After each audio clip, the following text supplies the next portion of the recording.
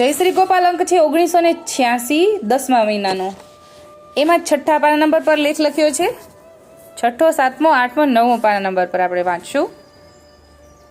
વર્ષ 16 અંક 9. ચોર કરતા પણ ઠગારો દુષ્ટ છે.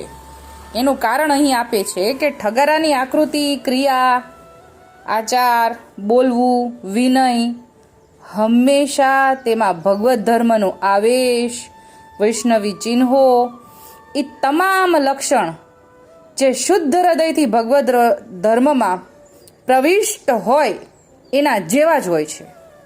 એટલે ચોર કરતાં ઠગારો દુષ્ટ, કેમ કે ઠગારો દેખાઈને ઓળખી ન શકીએ, કેમ કે એ ભળીને રહે, એ અલગ ન તરી આવે. અરે આ બે હું બેની નકલ જાણો, જેથી તેનું જ્ઞાન થતું નથી કે આ તો ઠગારો છે.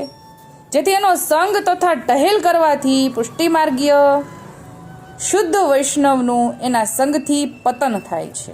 એટલે ઘણીવાર થાપ ખાઈ જવાય કે અરે આ તો પરમ ભગવિધિ છે, પણ બહારથી એ દેખાવ કરે, એ આપણને હાકલમાં કહ્યું છે એ પ્રમાણે કે બહારથી દેખાવ કરે પણ અંદર ન હોય. હવે આગળ સમજાવે છે કે તે સંઘના દોષથી અંતરાય ઘણો પડે. એટલે કે આવાનો જો સંઘ થઈ ગયો વૈષ્ણવ જાણીને તો ઠાકોરજીથી અંતરાય ઘણો પડે, તેથી તેનો નાશ થયો કહેવાય. માટે પ્રથમ તો આધુનિક વૈષ્ણવોએ દુસંગથી બચવા માટે સાવધાન રહેવું જોઈએ. એટલે આપણને દુસંગ જો લાગી જાય પછી એમાંથી નીકળી ન શકાય, ખબર જ ન પડે કે નીકળવું છે. જે ઠગારો હોય છે એને મતલબ સામા માણસોને ઠગવાનીથી જ મતલબ હોય છે. તેથી તે પોતાની આકૃતિ વૈષ્ણવના જેવી જ રાખે. વિવેક, ક્રિયા, બોલવું ચાલવું, ભગવત ધર્મ સાંભળી કે તે સંબંધી વાર્તા કરીને ગદગદ કંઠ થઈ જવું, તિલક, માળા હંમેશા રાખવા વગેરે તમામ ચિહ્નો બરાબર ભગવદીયના જેવા હોય. એટલે પોતે ગમે તેવો પ્રસિદ્ધ હોય લોકમાં, પોતાની મોટાઈ હોય તો પણ બીજાઓને છેતરવા માટે પોતે અત્યંત દીનતા રાખે છે. તે એટલી બધી સુધી કે પોતે કાંઈ પણ માન નહીં રાખતા, ઘણું હીનપણું, દીનતાપણું કબૂલ કરીને સેવા વગેરે કરે. આવી દરેક ક્રિયાઓમાં તત્પર થઈ જાય છે. ભગવદ વાર્તા વેળા નેત્રમાં જળ પણ આણે છે. વૈષ્ણવો આગળ ઘણું દૈન્ય બતાવે છે. આવા ઠગારાઓનું જ્ઞાન આપણને એકદમ થઈ શકે નહીં, કેમ કે સાચા વૈષ્ણવના પણ વિવેક, ક્રિયા, બોલવું, ભગવદ વાર્તા કરીને ગદગદ કંઠે થઈ જવું, માળા તિલક ધારણ કરવા વગેરે લક્ષણો હોય છે. એથી આ સાચો વૈષ્ણવ છે કે ઠગ છે એ માલુમ પડતું નથી. છતાંય તેવા ઠગ ઉપર વિશ્વાસ રાખે ને તો પોતાના ભગવત ધર્મનો નાશ થાય. તેથી તેવા ઠગના સ્વરૂપને જાણવાની ઘણી અગત્યતા છે.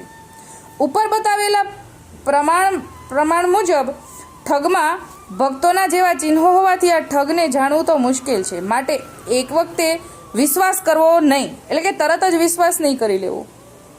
જો શંકા થાય કે આ સાચો વૈષ્ણવ છે કે ઠગારો, એમ શી રીતે જાણી શકાય? અને જ્યારે જણાય નહીં ત્યારે કોઈનો સંગ કરવો નહીં એમ સિદ્ધ થયું. એટલે કે પારખું કરવું, સંગ કર્યા પહેલા પારખું કરવું એમ સમજાવે છે. જ્યારે જણાય નહીં ત્યારે તેનો સંગ કરવો નહીં તે સિદ્ધ થયું. ત્યાર પછી અમારે સત્સંગ કેવી રીતે કરવો?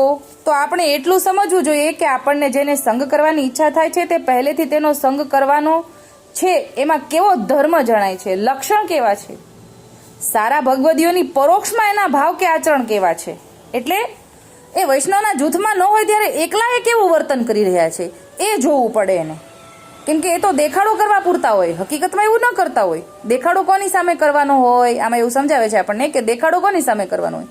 વૈષ્ણવની સામે કરવાનો હોય. હવે જ્યારે વૈષ્ણવની સામે ન હોય ત્યારે કેવું વર્તન કરે છે એ જોવાનું.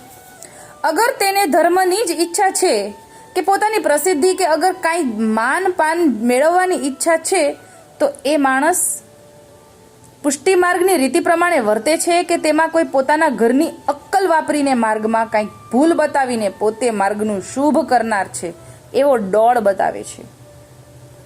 એટલે કે એ કોઈ ધર્મ આચરણ કરતું હોય એમે પોતાનું ડાપણ બતાવે છે કે ચૂપ રહે છે વગેરે. સંગ કરનાર મનુષ્ય ખાનગી રીતે તપાસ કરવી. જે માણસ સ્વસિદ્ધાંતથી ઉલટું બોલે છે અથવા સંસારને અનુકૂળ બાબતમાં પ્રેરણા કરે છે એનો સંગ તે જ દુષ્ટ દુસંગ ગણાય. આ લક્ષણો જોયા પછી સંગ કરવો. જેમ કોઈ માણસ રસ્તામાં એકલો ચાલ્યો જાય, એને ઠગ મળે અને તેને મોઢે મીઠું મીઠું બોલીને કહે કે રસ્તામાં એકલા જઈએ તો ભય રહે અને કોઈની સાથે ચાલીએ તો ભય રહે નહીં, માટે તમે અમારી સાથે ચાલો. આવો ભ્રમ ઉત્પન્ન કરીને છેતરે. એવી રીતે હે નાથ, આમ ઘરમાં રહેલા માણસો આપણા સ્વજન, સ્ત્રી, પુત્ર, બંધુ, પિતા, સંબંધી આદિ પોતાના સ્વાર્થ સારું અમે તમારા છીએ, તમો અમારા છીએ આવું કહીને છેતરે. એવા જ પ્રકારના ઠગ હોય. એટલે એમ કે છે કે લૌકિકને પણ આપણે પોતાના માનીને બેસીએ છીએ ને, એવી રીતે ઠગને પણ પોતાના નહીં માનવાનું. તેથી ભ્રમ ઉત્પન્ન કરે છે. માટે ગોખી રાખેલી બે ચાર વાર્તા અગર સારા બે પ્રસંગ હોય ને તે છેડ્યા જ કરે. એટલે બિચારા ભોળા માણસો, મનુષ્યો એમ જ માને કે આ તો કોઈ ભગવત કૃપાવાળો વ્યક્તિ છે, કૃપાપાત્ર જીવ છે, અગર તો સત્યવાદીનો અવતાર છે. કેમ કે ગામે ગામ ઉપદેશ કરે અને આપણને તારનાર અને પ્રભુમાં ધામમાં લઈ જનાર એ આ જ છે એમ માનીને આપણે છેતરાઈ જઈએ. અહીં એક શંકા ઉપસ્થિત થાય કે ઉપર લખ્યા અનુસાર ધર્મવાળો મનુષ્ય ન મળે ત્યારે આપણે પ્રભુનું નામ સ્મરણ અગર જ્ઞાનની વાતો, સ્વમાર્ગી સિદ્ધાંત આવા ગુપ્ત ઠગ પાસેથી ન સાંભળીએ તો પ્રભુનું નામ સાંભળ્યા વિનાના રહી જઈએ. અને સાચા ભક્તો ક્યારે મળે કે આપણને માર્ગના સિદ્ધાંત જાણીએ. એટલે એમ કે જો આવું કોઈ મળતું જ ન હોય તો કોક તો ખરું એવું મનમાં ભાવ આવે ને કે ક્યાંયથી ન સંભળાય તો કાંઈક તો સંભળાય છે, તો એવું વિચાર આવે. તો માટે આપણે તો ગુણગ્રાહી થવું છે, આપણા લાભના શબ્દો ગ્રહણ કરવા અને બાકી છોડી દેવા. આવી જો મનમાં વિચાર આવે તો એ શંકા પણ સાચી, પણ એના ઉપર પણ એક દ્રષ્ટાંત છે કે ગાયનું દૂધ હોય તો એ ચાંદી કે પિત્તળ કે ચુલિકા કે વગેરેના પાત્રમાં રહેલું હોય ત્યાં સુધી તો આપણે હર્ષથી તેનું પાન કરીએ, પરંતુ તે જ સાકર, બદામ, કેસર, પિસ્તાયુક્ત દૂધ જો તાંબાના પાત્રમાં પડ્યું કે આપણને તેને મદિરા તુલ્ય ગણીને કાઢ્યું અને કાઢી નાખીએ અને ઢોળીને ફેંકી દઈએ, જટ આવા ઉપચાર કરીએ છીએ. જુઓ, આ પણ એક ગમ્મત. એનું તે જે દૂધ ફક્ત એક પાત્રના સંગથી નકામું થઈ ગયું. એટલે જો દૂધ એના યોગ્ય પાત્રમાં ન મૂકીએ તો આપણે ઢોળી દેવું પડે ને. એનું યોગ્ય પાત્રમાં દૂધ રહે અને સારું રહે. એ યોગ્ય પાત્ર નથી તો એને ઢોળી દેવું પડે એમ સમજાવે છે. એવી જ રીતે ગમે તેવા ભક્તો હોય, આપણા સ્વમાર્ગીય સિદ્ધાંત જાણતો હોય, પરંતુ એ પુષ્ટિ માર્ગીય સેવક ન હોય તો તે સાવ નકામો. ગમે તેવી આપણા પ્રભુ શ્રી ગોપાલાલજીની સંબંધીની વાતો કહે,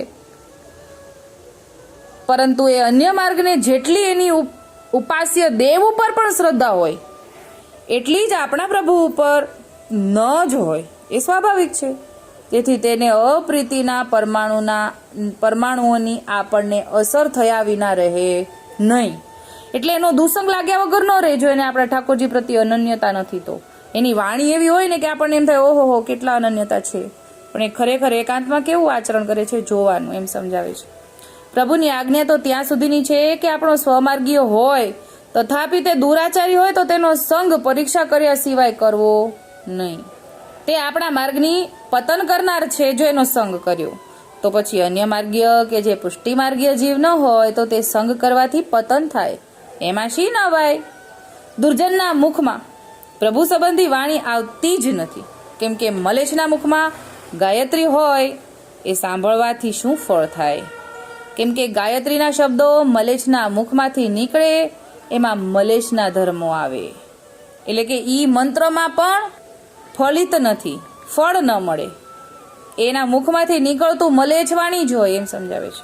એટલે ગાયત્રીનો પ્રભાવ જતો રહે છે. તેથી તે સાંભળવાથી ફળ મળતું નથી પણ ઉલટાનો દોષ થાય છે. તેવી જ રીતે જેનામાં ભગવત ભાવ ન હોય અને જે બહિર્મુખ હોય તેના મુખથી સ્વમાર્ગીય ગ્રંથ શ્રવણ કરવાથી સ્વમાર્ગીય ધર્મ પ્રાપ્ત થતો નથી. માટે એવા શ્રવણ કીર્તનથી બહુ સાવધાન રહેવું.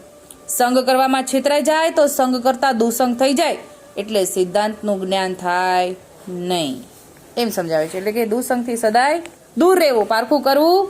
એકાંતમાં એ વ્યક્તિ બતાવે છે એવા છે કે અલગ છે એ જાણવું, પછી એનો સંગ કરવો ને પછી સંગ કર્યા પછી વિશ્વાસ કરવો.